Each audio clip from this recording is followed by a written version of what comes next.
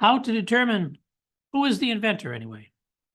Decoding inventorship from Goodyear to AI pioneers. Welcome back, and this is Invent Anything, John Cronin. In this episode, we're going to cover a lot of things about who is the inventor and why this is important from so many viewpoints, all the way up to the future. We'll talk about who will be the inventor. Inventions keep the world spinning. From fire and the wheel to today's high tech, inventions power change. Turn your inventions into reality. Learn how to get your ideas to market. This is Invent Anything with John Cronin. So we'll cover six topics. The first is some definition around who the inventor is. And then in topic number 2, we'll talk about the importance of knowing who the inventor is. And then in topic number 3, I'm going to tell you a little short story where we're going to try to determine who is the inventor in this short story. And that'll be fun. Then in topic number 4, we're going to talk about strategies for determining inventorship and how you might even change it. In topic number 5, we're going to talk about some interesting facts about inventorship that I've garnered over the 40 years of working with inventors. And then finally, in topic number 6, we'll talk about the future issues with inventorship and even touching on AI. And I actually chose these topics and was thinking about the various audiences. And one audience I think would be, obviously, if you call yourself an inventor, this is certainly one. Countless times during the week, I'm always talking to inventors, and this subject comes up all the time. Like, who really is the inventor of this? And so I want to make sure that the audience here, one key audience would be inventors. However, you don't have to be an inventor to enjoy this podcast. It can be for small companies who have inventors working in the companies, and they want to clarify, who is an inventor and think about some practical ways to determine that. For larger companies, there's generally some very strong guidelines that are kind of trained in training programs in the large companies of new employees. So if that's where you're from, I think a lot of the information in this podcast will really beef up and make more fun your training on inventorship. Then another area of audience would be management that are trying to figure out how to create more inventors or how to motivate the inventors. So this is definitely for you. A fifth audience, I think, could be the perspective of, the perspective of the inventors in the room, that maybe you are one of these inventors in the room and you don't know it. And so I've made it kind of a life's mission to get so many technical and business and engineers and technicians and operators and all sorts of entrepreneurs to help them recognize that they are inventors. I can't tell you how many people have said that they weren't inventors when they really were. And I think this is important to know for your own self-esteem, but also, for the world to know that you're an inventor, because the more you see yourself as an inventor, the more you'll probably invent. And finally, for those that are sort of in this whole area, thinking about the future of invention and artificial intelligence and all that, we'll have a discussion around that as well. And I'm sure you all find that fascinating. So, coming up, what we're going to take a look at is the types of inventors, whether they're traditional inventors, accidental inventors like Goodyear, whether they're innovative inventors, social inventors, everything to visionary inventors. We'll talk about the different types. And we'll also go beyond that to try to look at different aspects of inventorship, from more than just the accolades of being an inventor to the legal importance of why this has to be done right, and ways that you can use the idea of who an inventor is to go further and create more inventors, and to make sure that they're all motivated and everything is proper so that legally all the right inventorship is there.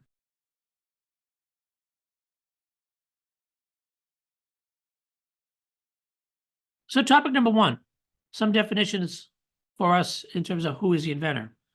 We talk about, first of all, traditional inventors. These are individuals who invent unique devices or processes or methods. They might create a physical or digital product. These are everything from the juicer you have at home to the boombox to new laser-guided circular saws that tell you where it's going to cut. I mean, these are very traditional inventors. When we say inventors, most of us think this way. There's also corporate inventors. And so if you're not have a family member that's in a corporation. You might never hear about this. I grew up at IBM basically and was a corporate inventor. I had many patents there, about 100 or so. And I consider myself a corporate inventor. And so when you're a large corporation, they help you get patents, you be a corporate inventor. There's the accidental inventor. This is the inventor who kind of trips on something and discovers something. The great example that I use a lot when I teach inventorship is Goodyear. He invented the vulcanization of rubber. And as the story went, he was in India watching, South American Indians kick around basically this material like a ball. It came from the rubber tree. And he, back, I think in the UK, was working on a way to make a material that would resist water, but also wouldn't crack when it got cold. And he worked on it for a long time and couldn't figure it out. So he had a lot of this rubber material shipped back to him, and he started to try to formulate it. And still it was really too sticky when it was hot, and it was too brittle when it was cold. But one day he came home and he had something boiling on one of his test ovens, stovetops, and he kind of saw that it had been knocked over by the cat. I guess the cat jumped on the thing and jumped somewhere else. So it was a mess, and he went to pick it up. And he had recognized that it was hot, but it wasn't sticky.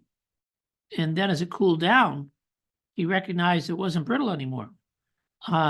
So this was really fascinating to him. And I guess the cat had knocked in some sulfur or what other minerals into the vat.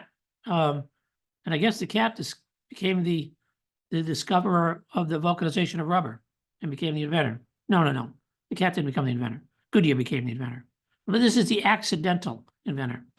There's the innovative inventor. And these are those who kind of improve things that are already around, but they just make them better, like composite airplane materials or fuel-efficient cars or even Jiffy Lube. There are inventors that would be sort of social and cultural inventors. These are those that kind of change social practices or cultural practices. Greenpeace, for instance, would be a great example of this. Or maybe people who are now manufacturing tiny houses, or even those putting up recycling centers in the early 70s. These are sort of changing social behavior. Of course, you'd recognize scientists, but scientists, also scientific inventors, are those that create inventions that are really based upon really great scientific work and discovery. The Hubble Space Telescope, for instance, or CRISPR with gene editing, heavy-duty science where invention comes out of it. There's the entrepreneurial inventor, and these are all the people, hopefully, are watching that are, venture capital, private equity backed.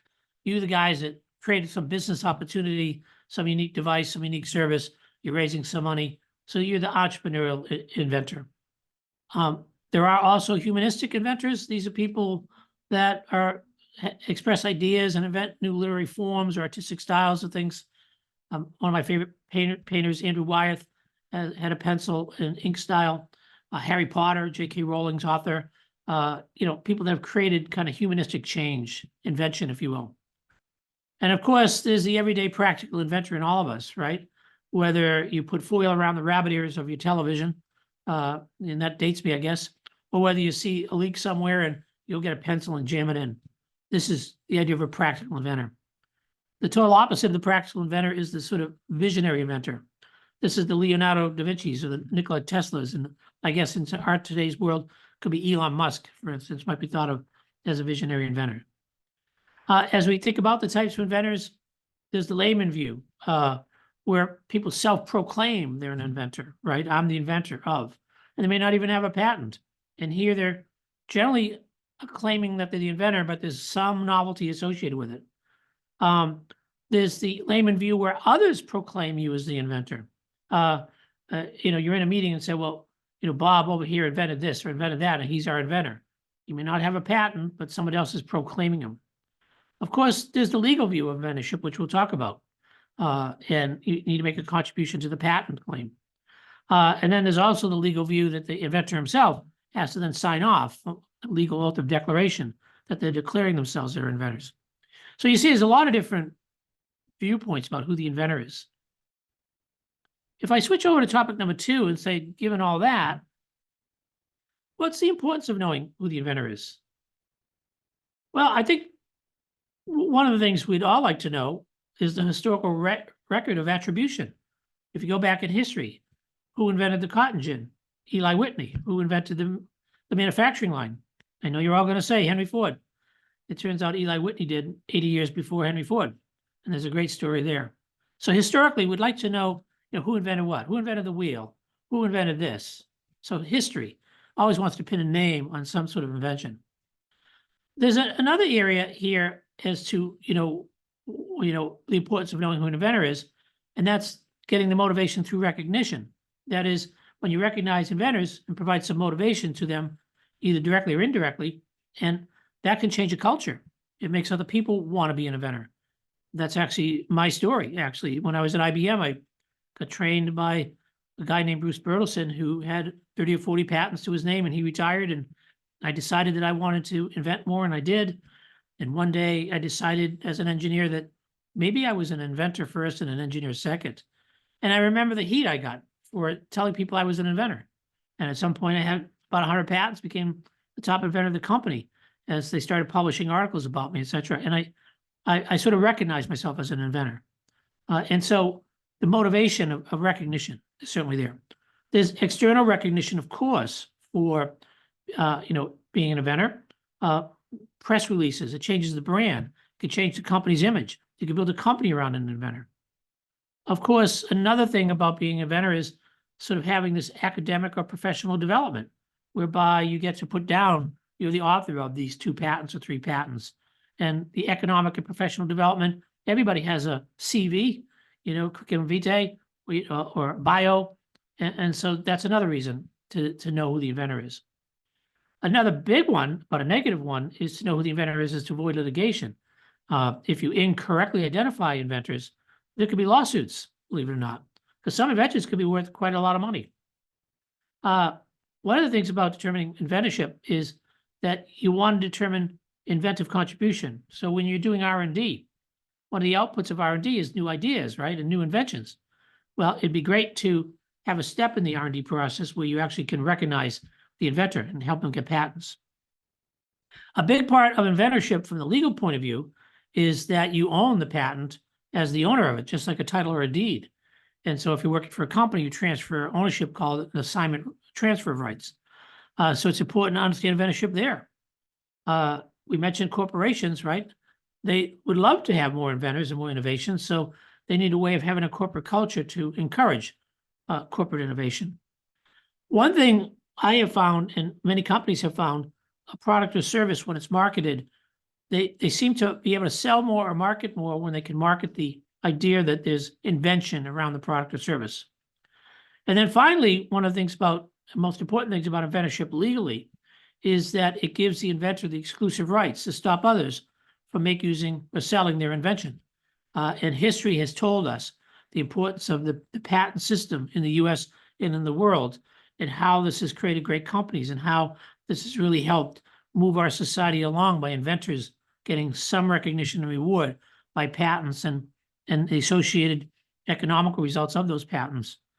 If I go back to the first patent system in Sicily, I think it was 1476, whereby the first real admonition of sort of creativity or invention was to the guilds.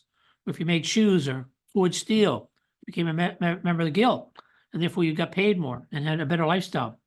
And over time, what happened is they developed the patent system, which we have today. So coming up, we want to unravel more about this. So I want to tell you the story about the Permanent Magic Marker Company. And we're going to try to determine who the inventor is. Let's see how well you do. And beyond that, we'll actually go beyond this to talk about strategic measures that you can do to improve inventorships, like an IP extraction or scan, or ensuring that every contribution is recognized legally and correctly. We'll go through the integrity of the whole system of inventorship. So stay tuned.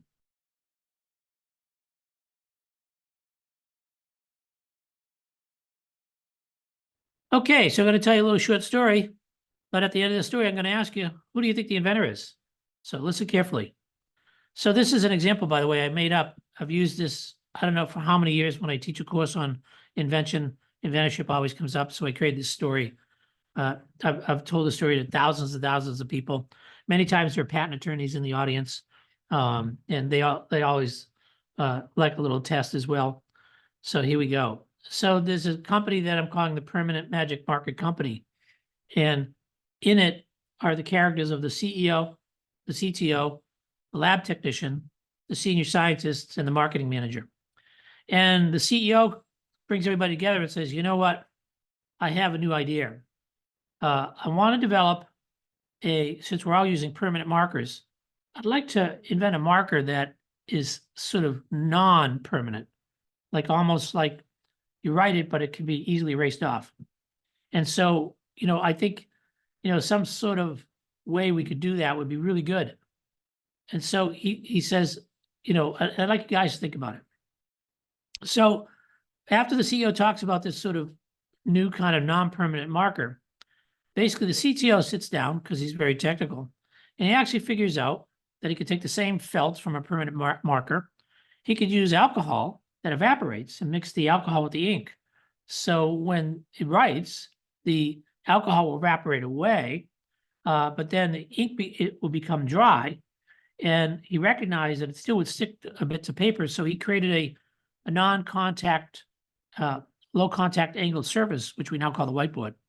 And so he put together this thinking and said he wanted to have a dry erase marker with this sort of whiteboard. And so what he did is he described it and brought the lab technician in. And he told the lab technician the specifics of what he was interested in, and basically told him to go out and make some prototypes because he wants to show it to the CEO.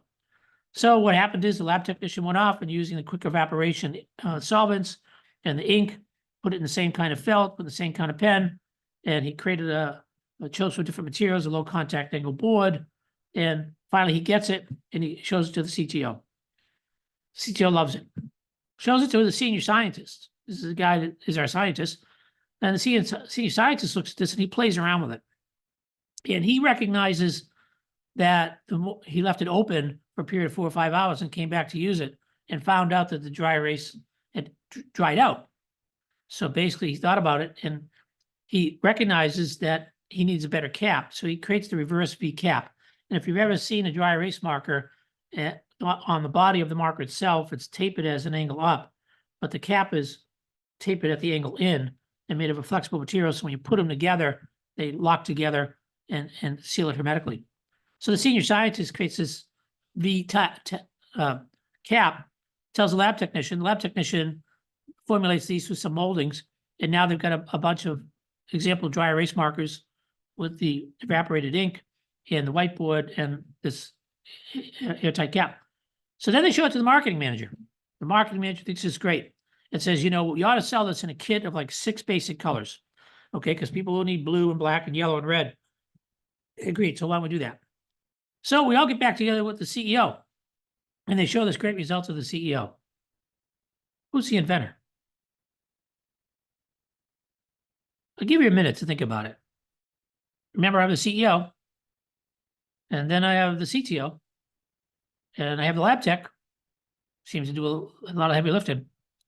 And then I have the senior scientists, and then I have my marketing manager. So do you want to know the answer? The answer is there's no way to tell. What? Yeah, there's no way to tell. Until I write a claim of a patent. In the legal sense, an inventor makes a contribution to the claim of the invention. So the question would be, what did I claim? So what if I claimed a dry erase mark with the felt, the alcohol ink, and a low contact angle board? Would the CEO be the inventor? No, because he didn't make an enabled contribution to the claim. He just came up with the idea. Ideas on patents, and patents is the invention. So we would say that the CEO, because he gave no technical direction, he might as well have said, I have an idea. Let's transport somebody from a starship to Earth. Should he be on the patent of the transporter beam? I doubt it. Well, the CTO, yeah, he gave detailed instructions to the lab technician. So yeah, the lab technician would be, did the work, but the CTO came up with the specific enablement. So that's good. So the CTO is at least one of our inventors. The lab tech, well, he made it work under the specific instructions. So he wouldn't be legally considered the inventor in a patent. He may have helped, but he certainly didn't enable it any further. How about our senior scientists? Well, wait a minute. He invented this airtight, cap and pen system, and it was on every one of them. Yeah, but we didn't claim it. So he's not an inventor either. Now, in a situation like this, it's very likely that you're going to put the airtight cap in, but it may be a separate invention. And the senior scientist will be the inventor of that, but not of the dry erase marker itself. And how about our marketing manager friend, the many colors? Well, if we claimed it in the patent, which we didn't, since we didn't, he wouldn't be an inventor. But if we claim multicolors, he might be. But would have to consider, would that be, something of ordinary skill in the art? Or was it a unique contribution? Because certainly just having a different color ink, it would be easily enabled, right? And so you have to ask the question, is permanent markers, do they have multicolors? Oh yeah, they do. So all you did is put multicolors in the dry erase and that's it. So likely the patent office wouldn't allow that person to be the inventor. So the question is, what's the claim, to figure out who the inventor is?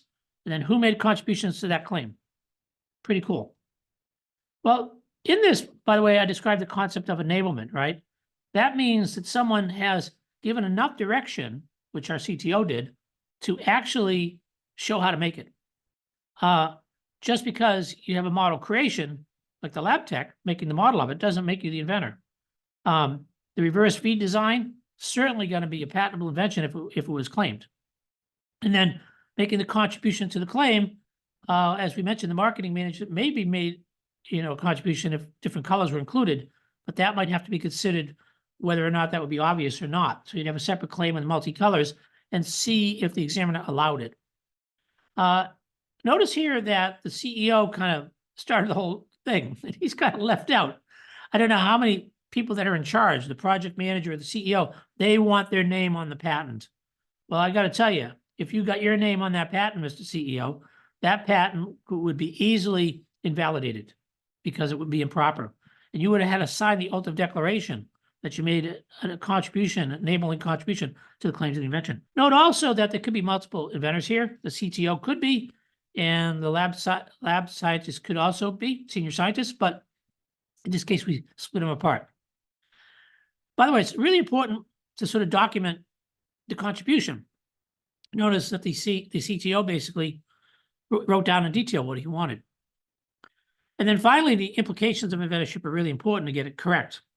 So the legal and commercial implications are important because inventorship has to be correct. Because if it's incorrect, the patent can be invalidated and create disputes.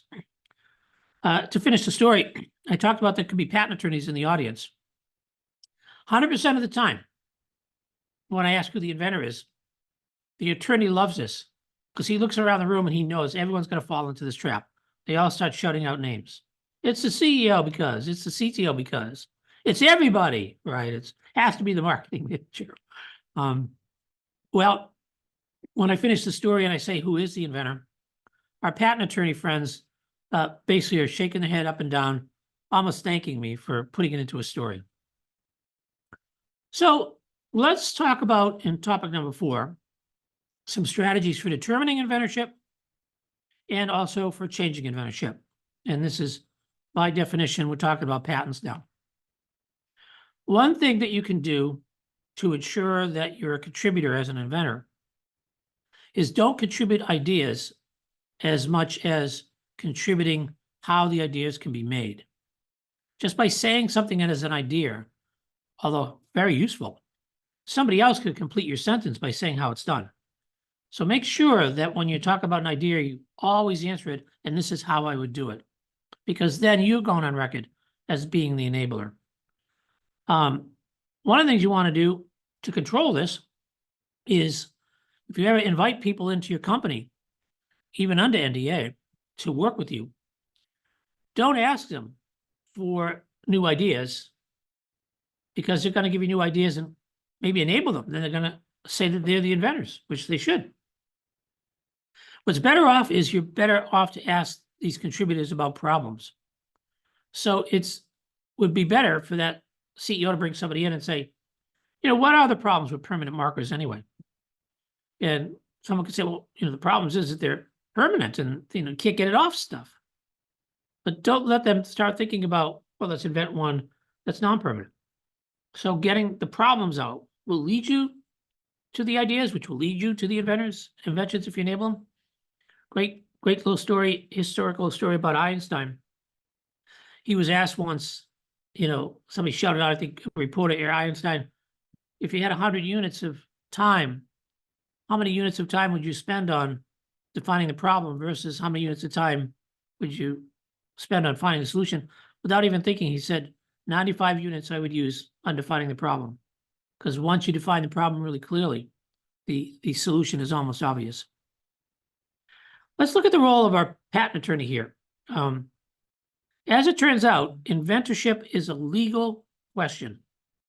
As we just talked about, what is the claim? The average individual doesn't know how to write claims, but even a seasoned inventor could write claims. But when you have a claim, that's the role of the patent attorney. The practice of law for patent attorneys to write claims for you in front of the patent office in patent prosecution. Also, another practicing law area is writing contracts, etc. Everything else really is not the practice of law. It's strategy, it's advice, and stuff like that. However, by definition, our patent attorney is the rule of law here. They're the ones that are required to determine inventorship. And what they do is they take a look at each claim and they have inventors confirm that they make contributions to the claim. But it turns out that when you file a patent, through the process of patent prosecution, by the time the patent issues, the claims that issue could be very different than the claims that were in the original patent. And if you signed your name as an inventor with the oath of declaration, the claims may change in the patent that will get allowed, and you may find out that you're not one of the inventors, that somebody else is an inventor. There could be 3 inventors, but you didn't contribute to the way the claims had to be adjusted. So note that you need to reaffirm inventorship at the post-prosecution. There's the requirement to be accurate in the initial inventorship from the outset, because it's much easier to remove an inventor than to add one. Patent attorneys have to create more documents, go through more legal hoops to add inventorship. And it doesn't look good if you're trying to assert a patent down the road and you found out that an inventor was added in patent prosecution. So it's easier to remove an inventor than add one, but have the patent attorney be the guide. Co-inventorship is also an interesting phenomena, because if I have two inventors on the same patent, and there's no legal document other than that, each inventor owns the same and equal right. And one inventor can do something with that right and not tell the other inventor. So the inventor, 2 inventors on a patent, one inventor can license the patent without telling the second inventor. If you think about it, they obviously couldn't sell the patent, one inventor, because both have to sign off on the asset, but they could license it. And there have been many cases when this has happened where there's been a lawsuit where someone was suing somebody based upon a patent, but there was a co-inventor, and the co-inventor had equal rights. So to get around the lawsuit, they went to the co-inventor and got a license. One of the things is that, and we do a lot of this in our practice, it's called an IP scan. We extract out all sorts of ideas from the people in the room and get it into a big catalog of ideas, maybe 100, 200 ideas. Because by having all the ideas in front of you, by picking the right ideas that you might want to file patents on, you actually know the person who was talking about the ideas. So it's always good to formally extract invention out and know who inventors are when you do that. One trick of the trade is if you've got multiple inventors on a patent and you're worried about inventorship from a company perspective, meaning that one inventor may leave the company and the other may not, you may decide to file separate inventions if you can with separate inventors. So at least you can control one versus the other, but there might not be confusion. If you have regular inventorship reviews, that's also very good. So you take that IP scan and maybe every 6 months do it. There is a process called invention disclosure where the inventor documents the invention. There's the process of implementing invention disclosures, and that's a procedure whereby you actually document your work. And this could be in a laboratory notebook or a formal invention disclosure. A lot of companies have a form with title, the abstract, figures of what you've done, and typing up what the figures mean, and so on and so forth. A lot like our CTO. So you document the invention. That's good practice. you can use all sorts of enabling information to really declare that you're the inventor. So the more that you can enable, the more likely you're going to be the inventor. And one of the areas here is that you can leverage inventorship agreements in a real collaborative way. It's very possible that you can do a joint venture or partnership where people from two different companies come in and they're co-inventing in the same patent. And that's a way to kind of leverage inventors in the partnership. And then I think it's always important to educate your team on the inventorship and what the criteria is. It's so much better to do this up front than it is when two people are disputing who the inventor is. And this can get very emotional and it can become pretty sticky in business. So educating inventorship and educating people on the criteria for inventorship, I think, is important. And maybe this podcast could be all you need. So coming up, we're going to look at co-inventors and how they own equal rights and both independent. We're going to talk about inventorship, which is very legally distinct from authorship. We'll talk about how this inventorship hinges on this enablement criteria. And then we're going to get into talking about, how inventors related to their human creativity and how those contributions, become important. And then we'll move into the future of inventorship, where we think about AI becoming the inventor. So stay tuned.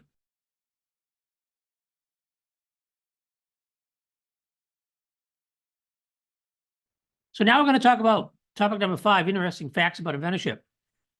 Do you have any interesting facts on inventorship? If you're in this space, I'm sure you do. Here's some of the ones that I've sort of thought about. One of the ones which is kind of interesting is this joint and equal rights that I mentioned, that each inventor of a patent, the same patent, have equal and same rights. That's kind of interesting if you think about it. They can go off and license to one person and not tell the other inventor. I think that's conceptually very interesting. And only when you sell it do you need both signing off. The buyer should make sure, because if the buyer buys it from one inventor, he doesn't have the rights from the other. And so if you want to buy the complete patent, I guess you have to get the rights from both. Here's an interesting fact. Why aren't patent attorneys the inventors? I call it kind of like the dirty little secret of patents and inventions and patent attorneys, that patent attorneys are clever enough to ask you questions about enablement where they might know the answer, but they don't give you the answer. Like they could say something like, well, how do you get the ink of that dry erase marker not to stick to the paper? And the person might be working and saying, well, we have a solvent that evaporates quickly.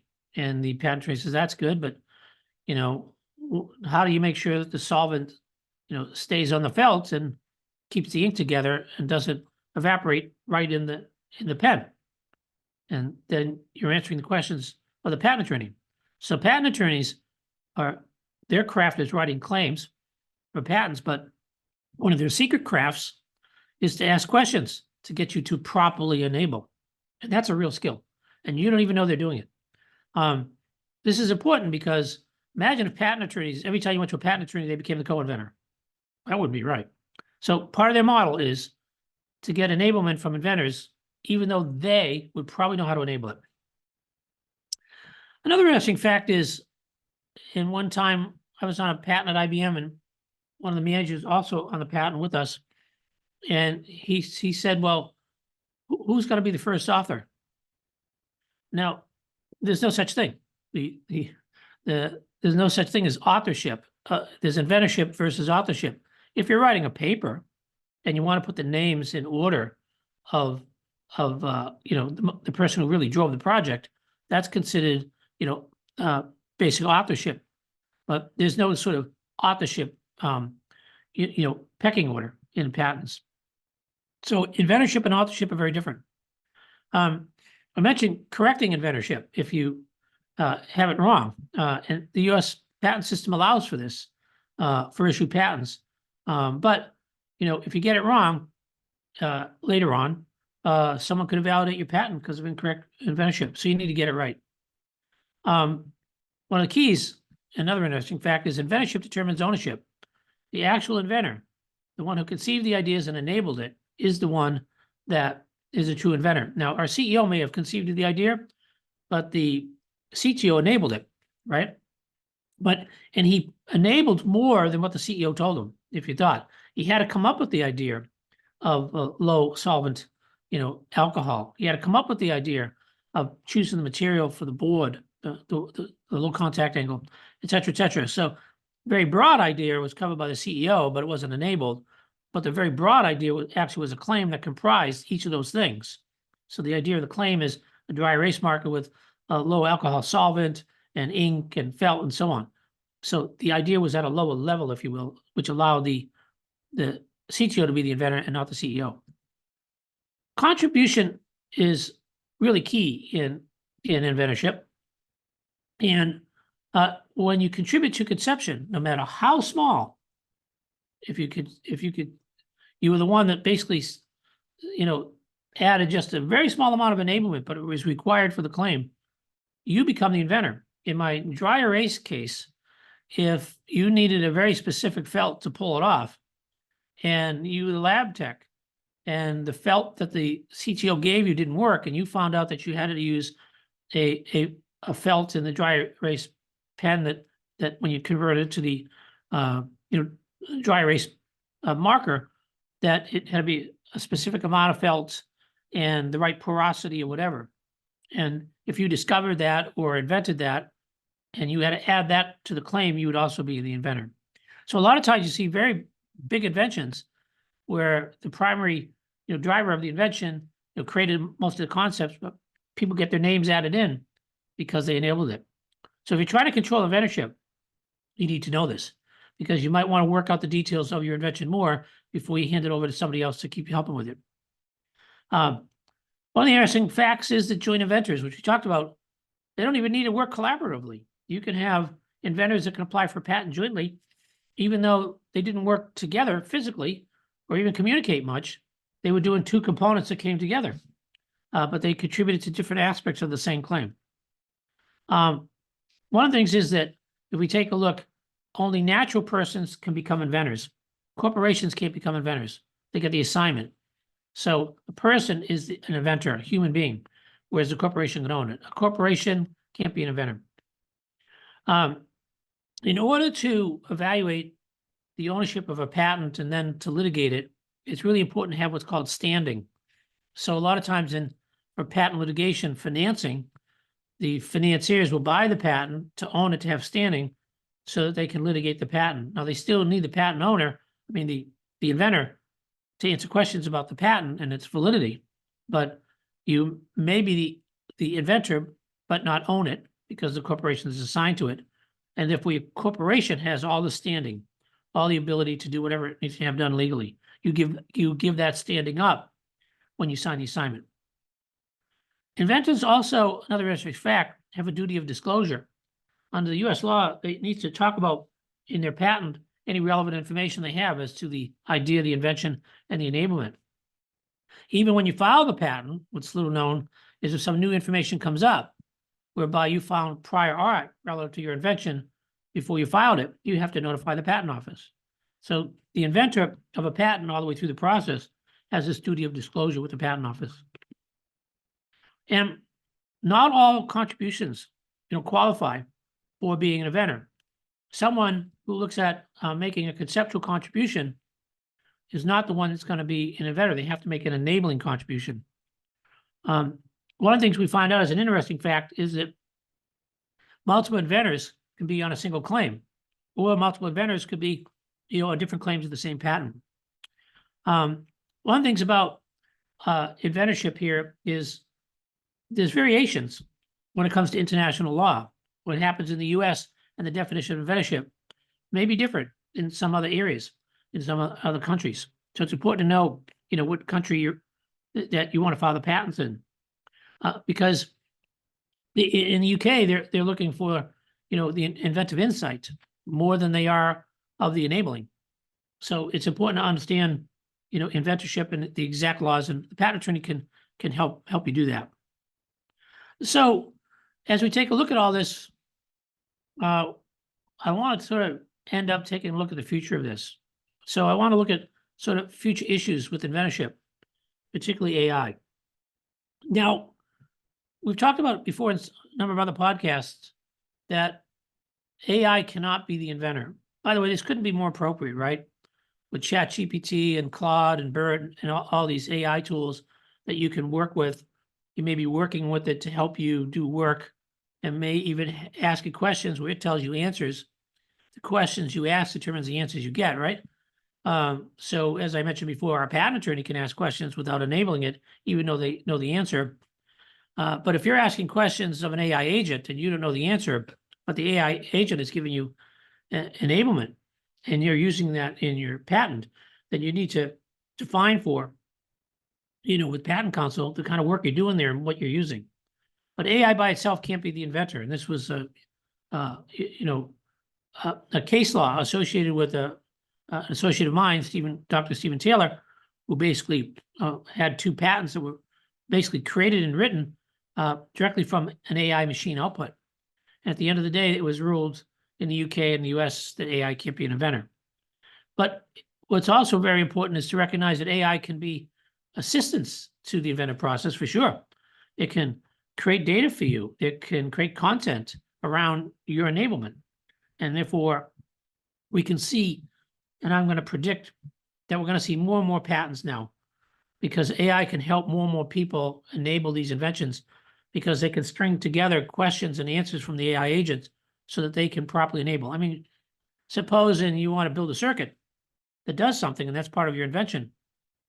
You could go to the AI agent to help you develop that circuit and work interactively until the circuit, is resolved. So now you can use that information in your patent.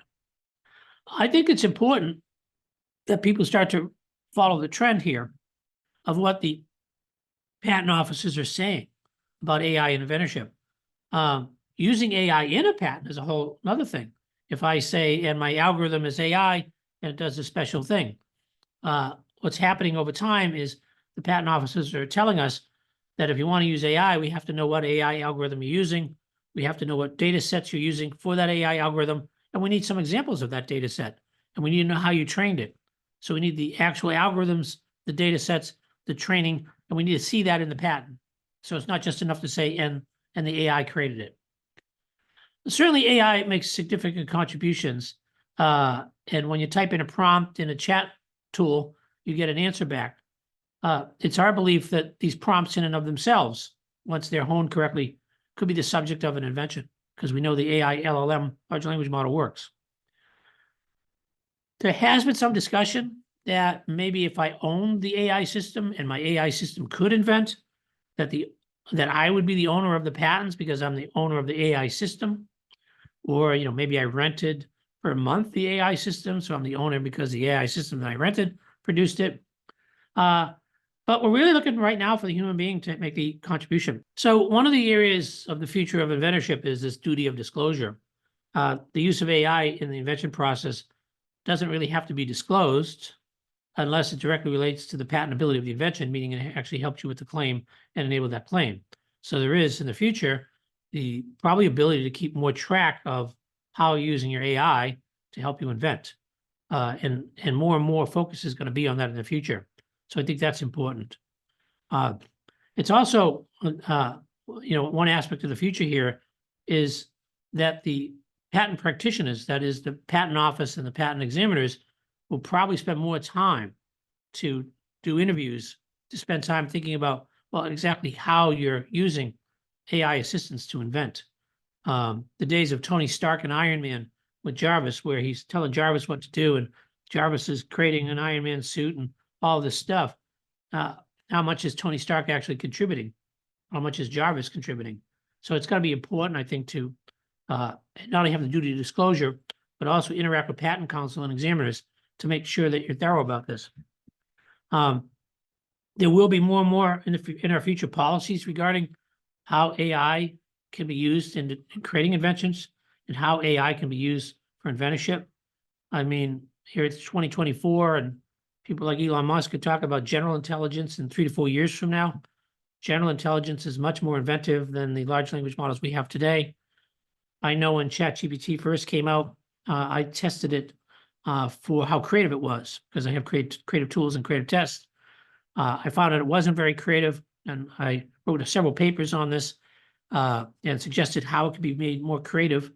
And 3 or 4 weeks later, I got an email back from OpenAI to have me take another look at ChatGPT because it was creative, and I ran the same tools, and certainly it actually came back and it was much more creative. Being creative is one aspect of invention, right? But you have to enable that creative output. So I think that there's going to be more policies associated with how we use AI in invention. We also are seeing right now that AI can actually write the inventions. So in our near future and even today, you can interact with the machine, and as it's asking you questions, you're giving it answers, and it's writing up the patent for you. That's happening today. So there's going to be a lot of focus on AI in inventorship. And if we sort of think about it, AI today, very different than 2020, 2021, in 2022, 2023, and today, 24, AI is doing more and more and more and more to make things more automated, more efficient, more costly, less costly, etc. So it will be on the back door of inventorship from here on in. So I'll bet you'll believe orange debates about AI being an inventor. If AI ever gets to be an inventor, that's going to change the world, because AI can outpace human beings 1,000,000 to 1. It can work 24/7. The output can be, highly variable and huge numbers of inventions. So if you start thinking about an engine that can create inventions, it's like having a magic wand where patents just flow out the end of it. And that's very possible over the next couple of years or decade. So we need to be thinking about what that means to our corporations, our companies, our lifestyles, and the social implications of having inventorship turn over to a machine. So more on that topic later. Fascinating topic. I'm very positive on it, but at the same time, it's a very interesting new world we're in. So let's wrap up. In topic number 1, we talked about some definitions of who the inventor is. We talked about all sorts of different inventors, right? The accidental inventor, the social cultural inventor, the corporate inventor, the entrepreneurial inventor, the scientist inventor, and even the visionary inventors like Elon Musk, etc. All the way down to you, the practical inventor that's putting your pencil in the leak hole. Everyone's an inventor. And I think that's really cool. I spent a big part of my life saying that everyone's an inventor and proving it on a day-by-day basis. I don't know how many hundreds and hundreds of inventors I've worked with where we helped them get their first patent. It's so refreshing to me to show that to somebody that they're an inventor. It was done to me. My mentor, Bruce Bertelsen, showed me how I could be an inventor. And I just love showing others, and my staff love showing others how to be inventors. And we then talked about topic number 2, the importance of knowing who the inventor is.